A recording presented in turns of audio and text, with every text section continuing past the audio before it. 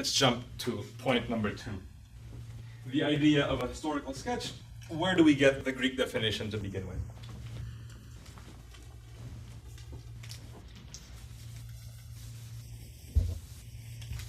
In your handout, it makes mention of something called the Peloponnesian War.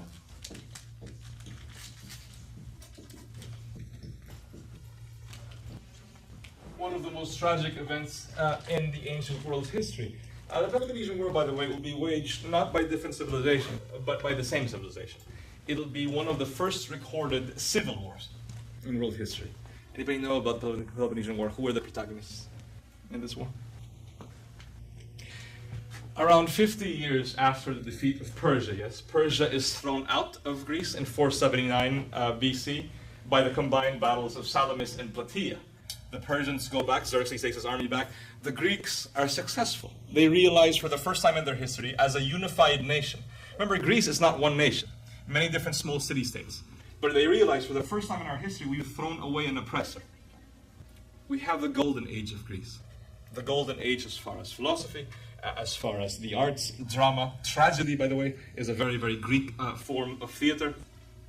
During this time period, ironically, we can see the seeds of the future demise of this golden age. It's almost a cruel joke in history that at the very moment, your very highest point, you've just defeated this great oppressor.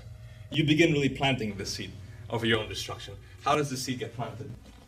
There are 2 main nations who end up being the heroes of the Persian Wars. 2 nations who have absolutely nothing in common. Athens and Sparta.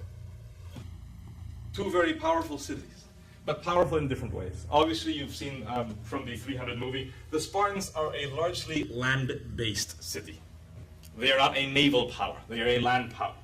Athens is the reverse. Athens is a city with a great port, Piraeus, from which Athens sends its ships for trade, ships for international dealings. Athens is a very forward-thinking nation. Is a nation always thinking one step ahead of the rest of the Greeks, thinking how much can we gain from international commerce, how far can we go? Plus, the Athenians have a very, very interesting system of government.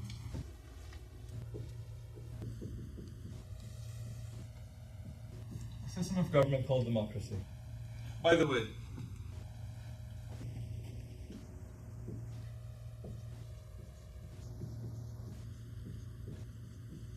from 2 words in Greek, demos and kratia. Democracy. Demos is people, kratia is force or power. But there is one caveat. Demos does not mean to the ancient Greeks just anybody, just any people, in general, generic people. Demos means, for lack of a better word of translation, demos means hick, country bumpkin. Someone from the Appalachians, perhaps, not to slur anybody from the Appalachians. But that is the derogatory implication of demos. Why did the Greeks say this? To the Greeks, a democracy meant rule by the many, without regard of quality. Just anybody. As long as you had the greatest number of people, to them you should give the rule of your city.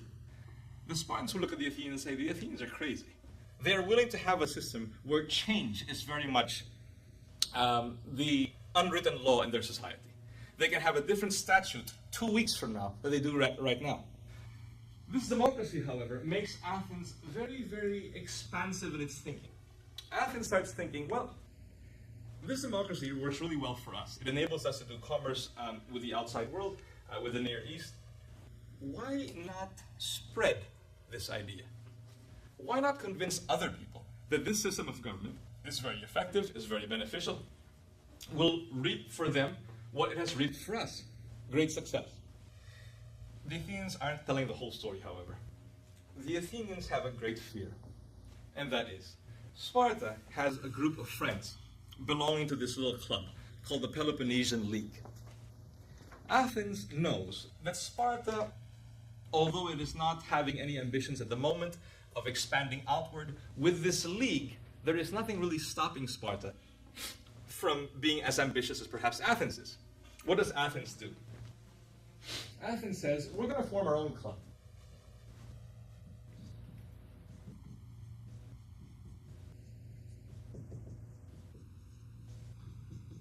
The Athenians will form the Delian League, recruit members to its own sphere of influence as a counterpoint to the Spartans.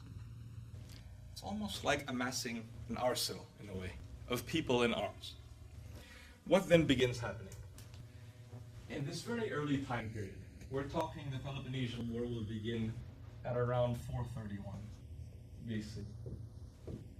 What begins happening? Both Athens and Sparta, although fearful of each other, are not exactly about to go to war with each other. Why? It's very simple. It's a very simple equation, actually, that follows from the Cold War, United States and the Soviet Union. Why do two nations, extremely powerful, do not immediately start shooting at each other? Because, exactly, you have too much at risk. You have too much in the way of power and force, and you know that the other person has just as much as you. So why engage this? But what begins the Peloponnesian War, ironically? It's not Athens and Sparta. You begin to see friends of these two nations begin picking fights with each other. It's a lot like being in a schoolyard and being the little kid in the schoolyard, smacking somebody upside the head and saying, "Oh yeah? Wait till my brother comes here tomorrow." You may not be able to fight this battle, but somebody will be able to fight it for you. This satellite warfare, smaller groups of friends, leading to a combustion, really, which drags Sparta and Athens into an all-out war. Athens' strategy is quite peculiar. Athens says, we can't engage Sparta in an actual conflict. We will retreat behind our wall, and we will send out our navy to conquer Sparta's friends. What is the ultimate end game here? The ultimate goal here is to strangle Sparta.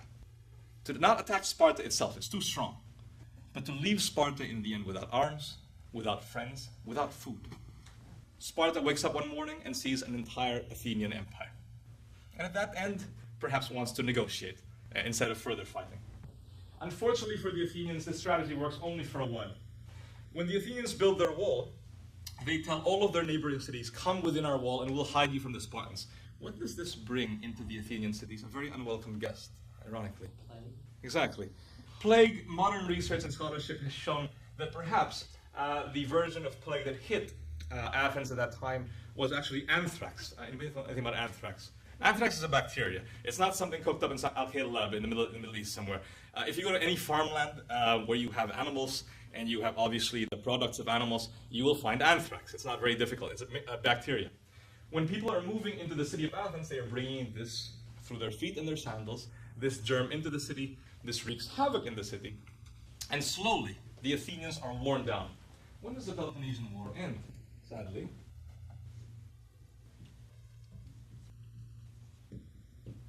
27 years later. This is a generational war. One of the saddest, most tragic events, bless you, in the ancient world. An entire human generation. Many of Athens' best citizens will lose their lives in this conflict. Sparta will declare itself the victor. Athens will be worn down. And Sparta will impose its rule over Athens, as is, of course, the prerogative of the victor in battles or in the wars, to impose their rule and their will upon the opposition. There's something funny about war. You've probably picked up watching current events, reading about US history and whatnot. War tends to muddy the waters, but especially of things called natural law, natural rights, good and evil. It tends to make seeing through the water rather difficult. It makes very, very tenuous any hold on any objectivity, because as is often the case, victory is the objectivity that we are all trying to strive for, and if we have to do a certain amount of things which are not too savory, well, sometimes that's tough. You're familiar with a man called William Tecumseh Sherman, US history? Yeah. What is Sherman known for? Sherman's March to Sea. Exactly. Where does he start? Where does he end? Atlanta and ends in Savannah. Good. Several hundred miles long. How wide are we talking? Not sure. 60 miles wide. A distance from San Francisco to San Jose. That's width, not length. And what does Sherman do in this amount of space? Destroys everything. He destroys infrastructure, yes? Sherman, ironically, does not shoot people wholesale. Just decide to, okay, the first person I see from the south, I'm going to kill. No. Sherman decides to take away the soul of the sort of the spirit of the South, to enable it not to fight any longer, to destroy the will of the South. Now, if somebody came up to you one day and said, I have a real problem with this group of people. I'm going to go to their neighborhood. I'm going to torch the whole place, destroy all their houses, firebomb their schools, and just because finally they'll agree with me in the end. You would normally think this person should be locked up for having such an idea. This is not only an immoral idea, this perhaps is an insane idea. However, unfortunately, it is one of the effects of warfare that standards, especially with regards to morality, tend to get pushed and bent and stretched to certain degrees which we are not normally comfortable with. What happens at the end of the Peloponnesian War?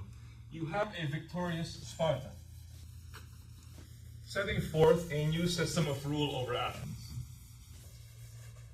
However, the Athenians will have a savior. The city-state of Thebes will war with Sparta and defeat the Spartans. For the first time, Sparta is defeated in a land battle by a fellow Greek.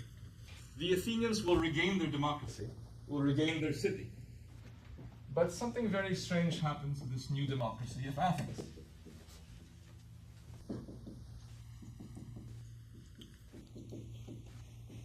As is the case in many cities devastated by war and conflict, what happens? As is the case, normally a city that is devastated by war, Dresden in Germany, World War II, Tokyo in World War II. When cities are devastated by warfare, usually there will be a great wellspring of emotions that want to help the city. Unfortunately, if we examine human nature, when there is tragedy, there are many voices and many minds who will look at tragedy and say, voila, there is also opportunity. How can we make something of this tragedy? In the South, after the Civil War, there was a phenomenon of men traveling to southern states and cities with certain parcels or suitcases with goods in them to sell to enrich themselves. What do we call these people? Thank you. What is the idea of a carpetbagger?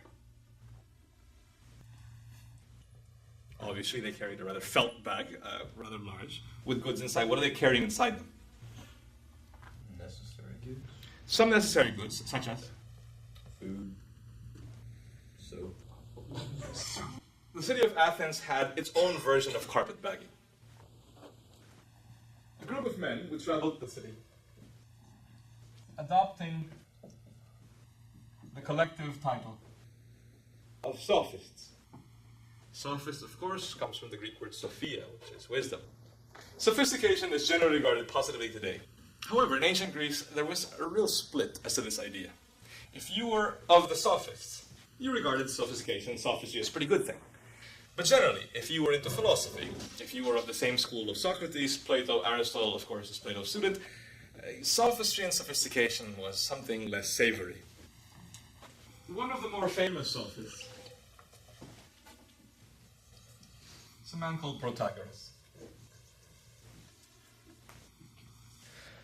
Protagoras, like many sophists, would look at Athens and say, there is opportunity to be had in this city. What type of opportunity? Very simple. Prior to the Peloponnesian War, what do we know about the Athenians? The Athenians love a good debate. They love the spoken and written word. Therefore, since Athens is now devastated and trying to rebuild itself, what will be one of the chief commodities we can deal with them? We can teach them their old arts of speaking. Sophists really are rhetoric teachers, teachers of public speaking, persuasive public speaking. They will put up signs, they will send out some really good PR, they will put up schools, and they will tell the Athenian citizenry, send us your sons, we will teach them to speak so well, so honeyed will be their words, that they can make, or they can win any legal battle they have. They go to court, somebody runs over their foot, they take that person to court, they win that case automatically. Not only will they win any legal battle they have, the skill that we will teach these men is such that we can even make this look like this. So skilled, so honeyed, so silvered will be their tongues. That they will be able to seduce the gods themselves, make truth into falsehood, and vice versa, falsehood into truth. We can teach them to speak so well that they will have the appearance, although they may not normally be this way, they will have the appearance of this very, very important quality of the ancient Greeks. They will look virtuous. What are the sophists saying? They are saying, so well will you speak that you will be taken to be good by the rest of society. What a great skill. The Athenians flocked to the sophistry schools to learn this art. Protagoras is unique, however. He is one of the most successful sophists. He will have more of a perception of what makes the Athenian mind tick than any other sophist. Because Protagoras says what really makes these Athenians go is they value the spoken word, yes, but they also value this word a whole lot. They happen to think a lot of freedom, especially now. Why especially now? When you've had freedom taken away from you, and suddenly you have it back, you cling to it like your high school sweetheart during prom night. Not to bring back any bad memories. Freedom. Something the Athenians have as very cherished in their national personality. Protagoras says, how can I develop a selling point, a catchy line, a statement which will bring people to my school, and not just any other sophist school? Protagoras says, I've got it. At my school, I will make foundational in my teaching this statement. Protagoras will say, come to my school, learn rhetoric, and you will be able to be master of your own fate. You will learn that man is the measure of all. Very important word, measure, in ancient Greek, metron, proper proportion. What is Protagoras saying on the surface here? What is measure? Anybody here viewed a building in Athens still existing today called the Parthenon? What does the Parthenon generally look like? It has huge columns. Right. It's amazingly tall, and the blocks that make up of it are so humongous, not just little pieces put together. Good. One quality you have when you view the Parthenon is you see the quality of symmetry. Yes? There doesn't seem to be one piece or one big rock or column overwhelming everything else. Everything in its proper place. This is a very important concept of the ancient Greeks, that we should live our lives with this type of measure, with this type of control. Again, limited freedom. There are certain measures, if in place, make a thing more beautiful. Golden section, perhaps you've heard of, perhaps in art class, maybe art class in college. Now, Protagoras is saying, man is the measure of all. What is implicit here? Implicit in this statement is the idea that there is no other measure beyond me. I.e., the gods do not exist, and even if they did, their will is not important. Moral standards are not important, because I am the measure. I get to decide what is right and wrong. Why does Protagoras say this? Should be obvious. This is the ultimate statement of freedom. There is no other greater freedom than for a person to author their own standards of behavior, and if you follow the logic, their own standards of reality. Enter the situation a rather cantankerous person called Socrates.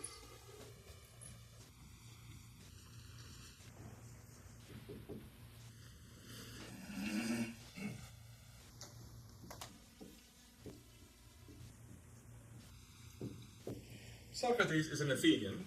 He is also a veteran of the Peloponnesian War. Fought, was wounded, was decorated for his actions in the Battle of Delium against the Spartans and their allies. Socrates is from a very humble origin. His father is a stone cutter, a stonemason, one of the lowliest jobs you can have in Athens. However, it's his mom who has a much more important job to Socrates. Socrates' mother is a midwife. What is a midwife? Delivers babies, yes. Usually a lady who helps pregnant women deliver their children. Socrates loves his mother and knows that this is a very important profession. But he also knows that midwifery, maiutics in philosophy, is the very opposite of what the sophists are selling. Why? Socrates will come along and say, the sophists tell you that when you go to their schools, you have nothing in your heads. You are all, as John Locke would say, tabula rasa. You're all empty slates. Therefore, the sophists will fill you with information, and then you'll be able to go off, make a good living, and have a great life. Socrates says that's not how it works.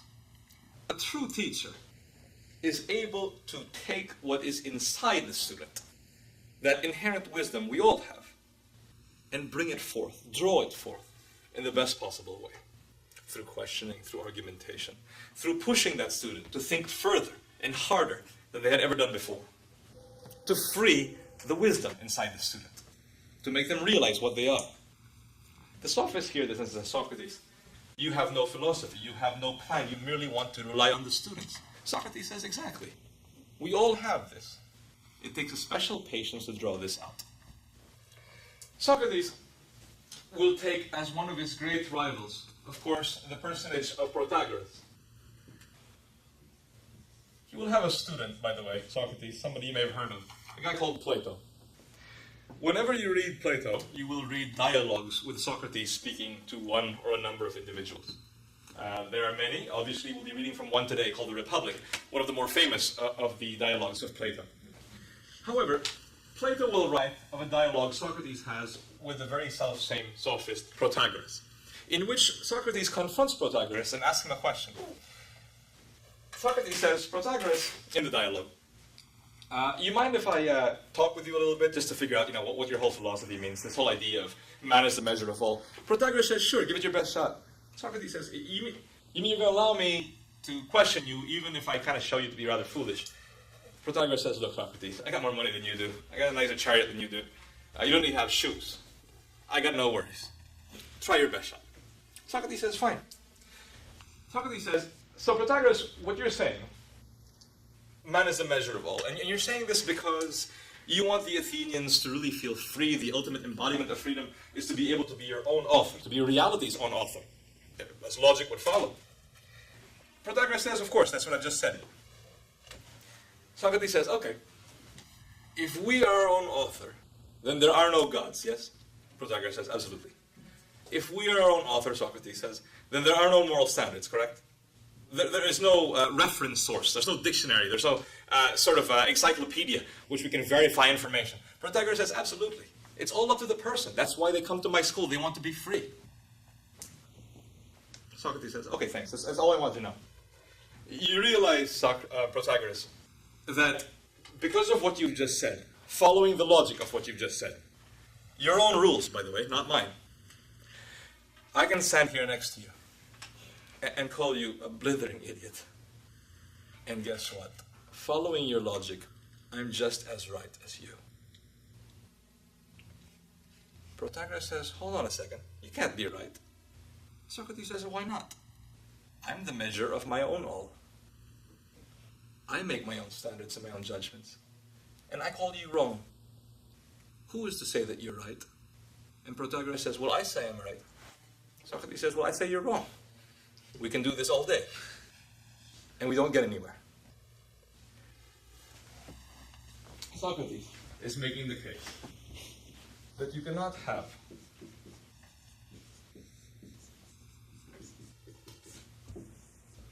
this idea. You cannot have absolute relativism. Because the moment is absolute, it is no longer relative. If a person makes a statement, as I have heard many academics make, that there are no objectively true standards, guess what? Follow the logic. That same statement is not objectively true. Doesn't have to hold water at all. Therefore, for that statement to hold water, one must admit to a standard that is objectively true forever, in any situation. Socrates loves math. And Socrates will say, well, something like this. We all learn this in elementary school, yes, primary school. 2 + 2 = 4. I've never seen, to be honest with you, 2 plus 2 equals 4 in the real world, as we call the real world, yes? I've never seen the number 2 running around, joining up with the number 2, and then becoming 4. These are all things that we perceive in our minds, correct? Now, I could perform this equation right here in this classroom and come out with 4. I could go home after the bridge, driving the bridge, get to my house, play some PlayStation, do the same equation, I'm still going to come out with 4.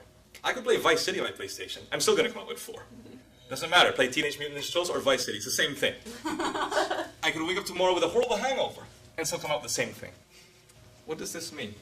Socrates would say, Protagoras, there have to be certain standards that are not subject to doubt, or relativity, or your own whim as a human being. Why? Because, obviously, it is illogical. But secondly, and here's the more deeper meaning of Socrates' refutation of Protagoras. Here's the much deeper meaning that he would argue and warn us against. Socrates would warn us, is that if you have a society in which every single individual followed Protagoras' dictum that man is the measure of all, the only thing that will ever determine what is right, it's very simple actually, it's might.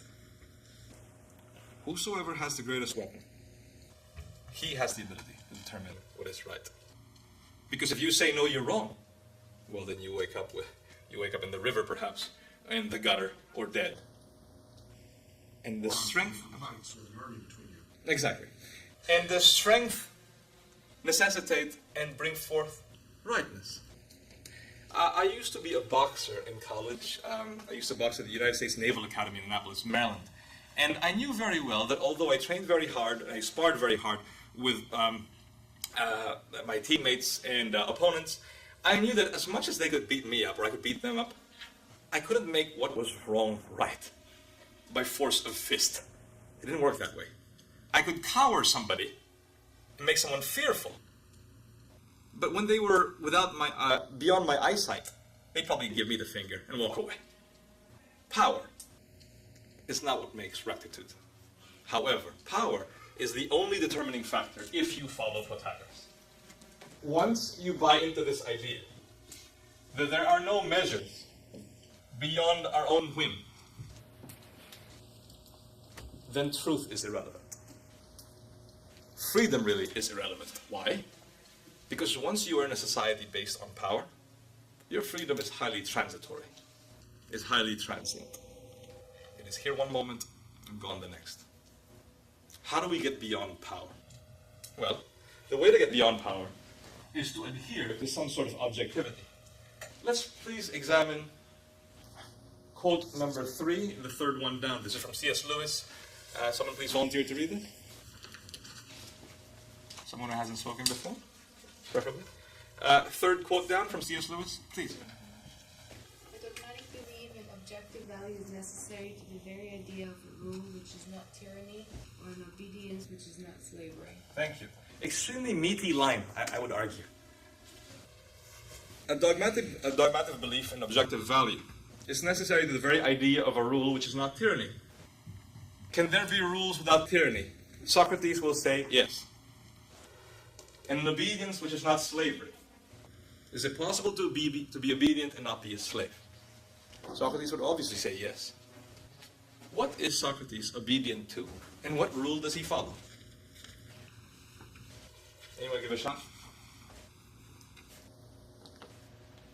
The truth as best as he can describe it. Good. What is the means towards this truth? For Socrates. Logic. His reason and his logic, yes? Now, here we find a very strange confluence.